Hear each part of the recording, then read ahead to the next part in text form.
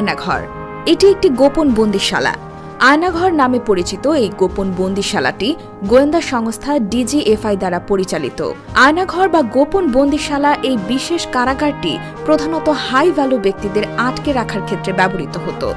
এই আয়নাঘরে বন্দীদের উপর চালানো হয় অমানবিক নির্যাতন। আয়নাঘর অত্যন্ত গোপনীয়ভাবে রাখা হয়, কারণ এখানে হাই ভ্যালু ব্যক্তিদের অন্যায়ভাবে গুম করে রাখা হয়।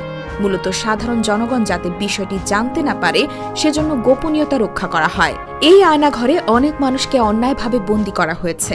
আয়নাঘর থেকে ফিরে আসা নাম প্রকাশে অনিচ্ছুক একজন ব্যক্তি বলেন, আমাকে গুম করে রাখা হয় জয়েন্ট ইন্টারোগেশন সেলে।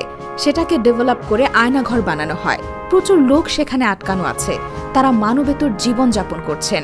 সেখানে নির্যাতন চলছে। দীর্ঘদিন তারা রাতে ঘুমাতে পারে না। এটা একটা স্বাধীন দেশ হতে পারে না। আমরা কারো পরাধীন না।